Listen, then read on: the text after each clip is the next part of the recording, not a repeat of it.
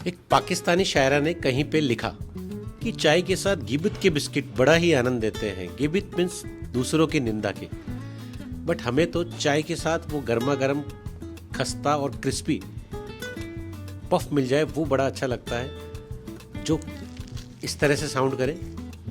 तो सबसे पहले स्वागत करता हूं मैं आपका मेरे चैनल टीसीसी में। आज की जो रेसिपी आपके साथ शेयर करने वाला हूं उसकी सबसे बड़ी खासियत ये है, एक तो ये 150 ग्राम मैदा से हम बना रहे हैं। दूसरी बात, ये इसका हेल्दी वर्जन है क्योंकि इसके अंदर मैं देसी घी का प्रयोग कर रहा हूं। और जो आसान टेक्निक है वो आपको बताऊंगा, किस तरह से डो को लगाना है, एक मार्जीपैन डेवलप होता है इसके अंदर वो बताऊंगा, किस तरह से परतें बनानी है जिससे पफ के अंदर वो शेप आए। सबसे पहले रेसिपी देख लेते हैं। 1 कप मैदा मैंने लिया है। 1 कप मैदा जब आप इसके अंदर फिल कर ले तो एक बार इसको टैप जरूर कर लेंगे, तो आप ये देखेंगे कि ये नीचे बैठ जाता है। बस इसी वक्त इसको थोड़ा सा फिल कर लीजिए। फिल करने के बाद आप एक बड़ा सा थाल जो मैंने लिया है उसके अंदर 150 ग्राम मैदा आप ऐड कर लीजिए। अगर आप ज़्यादा क्वांटिटी बनाना चाहते हैं तो इसके अंदर फिर आप पोर्शन डबल कर दीजिए। 1/2 टेबल स्पून अजवाइन जो आपकी डाइजेशन के लिए बहुत अच्छी है।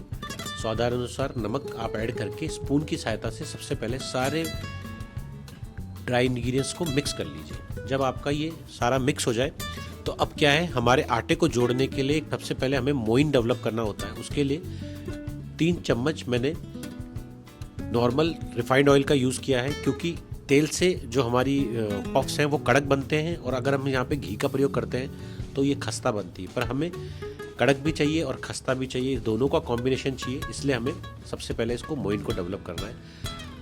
तो हमने इसको अच्छे से एक बार ऑयल चारों दिशा में डाल के हाथ से आप इसको अच्छे से रब कर लीजिए, तो आप ही पाएंगे ये आपस में जुड़ना लगेगा। लेकिन अभी अगर आपको लग रहा है कि ये जुड़ा नहीं है तो एक बार आप इसको अच्छे से और रब कर लीजिए। अब जब आप इसको रब करेंगे तो इसके अंदर मोइन डेवलप हो जाएगा। और अब आप ये देखिए दोस्तों, ये जुड़ने लगा है। बस यही सही कंडीशन है जब इसका डो हमें लगाना है।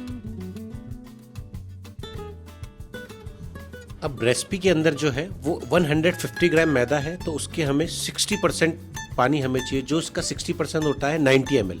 बट ये एक बेकरी की रेसिपी है तो कोई इतना इसमें बिल्कुल मेजर करके जो बनाने की इतनी कोई रिक्वायर्ड नहीं है। आप चाहें तो नॉर्मल 1/2 कप पानी आप इसके अंदर ऐड कर लीजिए और धीरे धीरे उंगलियों की सहायता से आप अपने आटे को एक बार जोड़ लीजिए और आप पाएंगे ये जुड़ सा गया है।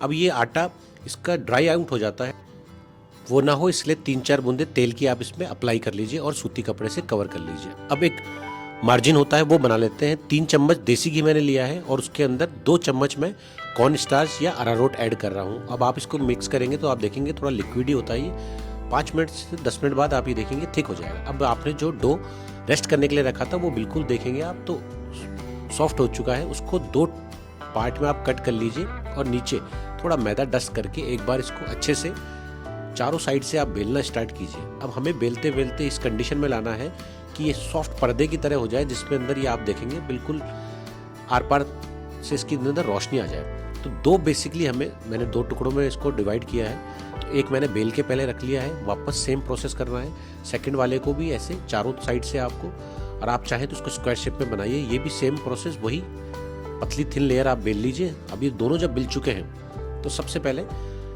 एक वाली लेयर जो हमने बनाई थी पहले, उसके साइडों में जो हमने ये मार्जिन बनाया था वो आप अप्लाई करिए एक स्पून की सहायता से, और स्पून की सहायता से थोड़ा थोड़ा करके आप साइडों में लगा लीजिए और उंगलियों की सहायता से इसको अप्लाई कर लीजिए, जिस तरह से मैं इसके अंदर कर रहा हूँ। जब आप इसको अप्लाई करेंगे तो बीच में भी एक बार अप्लाई अच्छे से कर लीजिए और उंगलियों की सहायता से इसको प्यार से लगा लीजिए। और हाँ, फ्लावर इसके अंदर डस्ट करना बिल्कुल भी ना भूलिए। और सेकंड जो रोल करा हुआ था उसको इसके ऊपर शिफ्ट कर लीजिए और अच्छे से कॉर्नर को कॉर्नर के साथ सेट कर लीजिए। और जो आपने ये मार्जिन बनाया है देसी घी का, उसको सप्लाई करके इस तरह से वन साइड को टर्न कीजिए, सेकंड टर्न, फिर डस्ट कीजिए और फिर थर्ड टर्न और धीरे से एक 4th टर्न। जब आप हो जाए तो हल्का सा घी इसके अंदर लगा दीजिए। लास्ट वाले पोर्शन में घी थोड़ा कम लगाइए वरना बाहर ज़्यादा निकलता है। और इस तरह से इसको आप सेट कर लीजिए। अब आप एक प्लेट में इसको शिफ्ट कर लीजिए और क्लीन रैप करके आप अपने फ्रिज के अंदर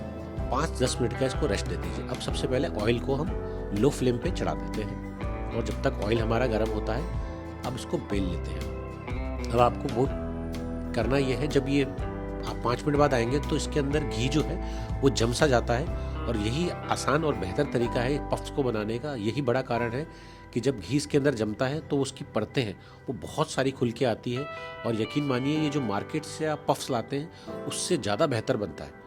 और कोई भी आपका गेस्ट जब आपके पास आएगा तो जब आप उनको सर्व करेंगे तो वो आप उनको बता सकते हैं कि देखिए ये घर पे डेवलप। अब देखिए मैं बेलन की सहायता से क्या कर रहा हूँ, जहाँ पे कॉर्नर पे थोड़ा मोटापा लग रहा है या मोटा थिक हुआ है ज़्यादा, वहाँ पे एक साइड बेलन को कॉर्नर पे रख के मैं इसको प्रेस कर रहा हूँ, पूरा बेलन नहीं, एक कॉर्नर उसका शिफ्ट करके। आप देखिए आराम से, जिससे क्या होगा केवल वही पार्ट जहाँ पे थिक है वही सॉफ्ट होता जाता है। ये देखिए बेलन को हाफ रख के आराम से इसको फोल्ड कर लीजिए धीरे धीरे, तो आप पाएंगे कि आपका जो डो है ये एक शेप में आ जाएगा। अब आप एक कटर की सहायता से आराम से इसको ये वाले शेप के अंदर हॉरिजॉन्टल कट कर लीजिए, और रेक्टेंगुलर भी आपको उसके अंदर चाहे तो आप कट कर सकते हैं। अगर आपके पास ये कटर ना हो तो नाइफ की सहायता से आप उसको कट कर सकते हैं, और सबको ये देखिए इस तरह से शेप में लिया है। अब जो 160 डिग्री टेम्परेचर के अंदर मैंने इसको ऐड किया है, आपको बहुत तेज़ इसकी गैस नहीं रखनी है और बहुत कम भी नहीं रखनी है।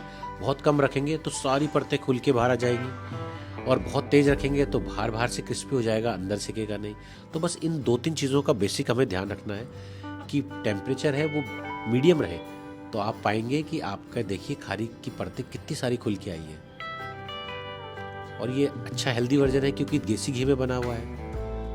तो मैं बोलूँगा आप अब मार्केट से पफ ना खरीदने के मुकाबले आप 150 ग्राम के अंदर आराम से बहुत सारी खारीज इसके अंदर डेवलप हो जाती है। और जब आप इसके अंदर गोल्डन कलर अचीव कर लें तो बस एक स्ट्रेनर में आप इसको ट्रांसफ़र कर लीजिए, और आप पाएंगे कि इसके अंदर, और आप इसको देखिए जब ठंडा हो जाए तो आप इसको देखिए बहुत सारी परतें इसके अंदर आ जाती हैं। और आप चाहें तो इसको चाय के साथ सर्व कीजिए। इन दिनों जैसे रमज़ान का समय आ रहा है तो सुबह सहरी के टाइम पे भी आप इसका प्रयोग कर सकते हैं। और अगर आपको मेरी ये रेसिपी भाग गई हो तो लाइक शेयर सब्सक्राइब करना बिल्कुल ना भूलिए। सी यू सून।